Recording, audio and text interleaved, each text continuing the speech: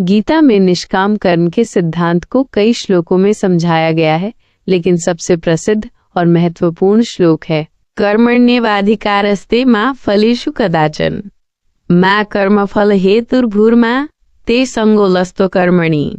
भगवद गीता 2.47। हिंदी में अर्थ, तुम्हारा अधिकार केवल कर्म करने में है, फलों में कभी नहीं। इसलिए कर्म के फल का हेतु मत बनो और अकर्म में भी तुम्हारी आसक्ति न हो। व्याख्या। ये श्लोक निष्काम कर्म के मूल सिद्धांत को स्पष्ट करता है। कर्मण्येवाधिकारस्ते, इसका अर्थ है कि मनुष्य का अधिकार केवल अपने कर्तव्य को निभाने में है। हमें अपने कर्मों को पूरी निष्ठा और ईमानदारी से करना चाहिए। मा फलेषु कदाचन, इसका अर्थ है कि हमें कर्मों के फल की चिंता नहीं करनी चाहिए। फल हमारे नियंत्रण में नहीं है। माँ कर्म फल हेतुर्भूर्मा ते संगोष्ठस्त्व कर्मणि, इसका अर्थ है कि हमें कर्मों के फल के प्रति आसक्त नहीं होना चाहिए और हमें अकर्मण्य भी नहीं होना चाहिए। अर्थात कर्म करना है, फल की चिंता नहीं करनी है और कर्म न करने के लिए भी आसक्त नहीं होना है। गीता के अनुसार निष्काम कर्म का अर्थ है फल की इच्छा के बिना कर्म करना। यह सुनने में विरोधाभासी लग सकता है, क्योंकि आमतौर पर हम किसी भी कार्य को किसी न किसी उद्देश्य या इच्छा से प्रेरित होकर ही करते हैं। लेकिन गीता में निष्काम कर्म का सिद्धांत एक गहरा दार्शनिक विचार है, जो हमें कर्म के बंधन से मुक्त होने का मार्ग दिखाता है। इच्छा और कर्म का संबंध। ये सच है कि इच्छाएं हमें कर्म करने के लिए प्रेरित करती हैं। हम किसी वस्तु को पाने, किसी लक्ष्य को प्राप्त करने या किसी सुख को भोगने की इच्छा रखते हैं और इसी इच्छा के कारण हम कर्म करते हैं। लेकिन गीता के अनुसार जब हम फल की इच्छा से प्रेरित होकर कर्म करते हैं तो हम उस कर्म के फल के बंधन में बंध जाते हैं। निष्काम कर्म का अर्थ। निष्काम कर्म का अर्थ ये नहीं है कि हमें कोई इच्छा नहीं रखनी चाहिए या हमें कोई लक्ष्य नहीं रखना चाहिए। इसका अर्थ ये है कि हमें अपने कर्मों के फल के प्रति आसक्ति नहीं रखनी चाहिए। हमें अपने कर्तव्य को पूरी ईमानदारी और निष्ठा से करना चाहिए, लेकिन फल की चिंता नहीं करनी चाहिए। हमें यह समझना चाहिए कि फल हमारे हाथ में नहीं है, ये तो ईश्वर की इच्छा पर निर्भर करता है। आपकी बात में दम है कि इच्छाएं हमें कर्म करने के लिए प्रेरित करती हैं और यह समझना मुश्किल है कि बिना इच्छा के कर्म कैसे संभव है।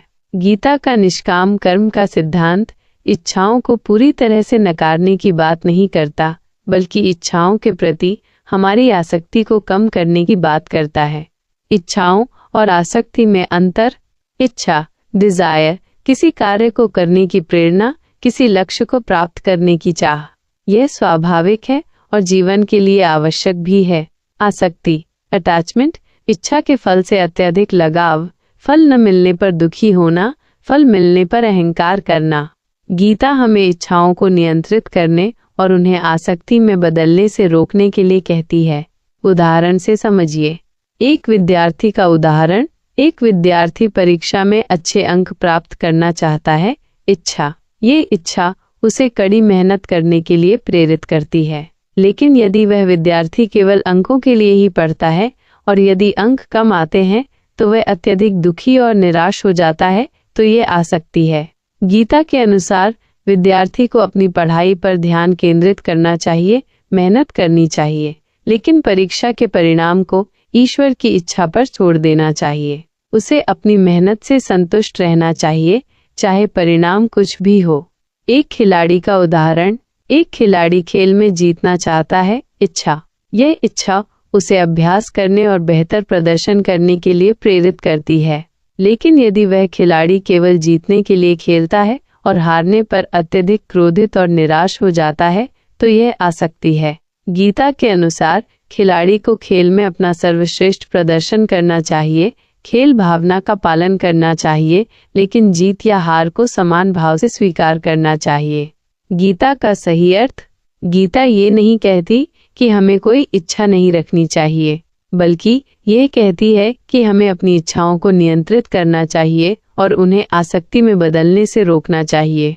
हमें अपने कर्तव्य को पूरी ईमानदारी से करना चाहिए, लेकिन फल की चिंता नहीं करनी चाहिए। हमें यह समझना चाहिए कि फल हमारे हाथ में नहीं है, यह तो ईश्वर की इच्छा पर निर्भर करता है। संक्षेप में, कर्म करो लेकिन फल की आसक्ति मत रखो। अपने कर्तव्य को पूरी निष्ठा से करो, फल को ईश्वर की इच्छा पर छोड़ दो। इच्छा और आसक्ति में अंतर समझो। इस प्रकार गीता का निष्काम कर्म का सिद्धांत हमें इच्छाओं को नियंत्रित करने और जीवन में शांति और संतुष्टि प्राप्त करने का मार्ग दिखाता है।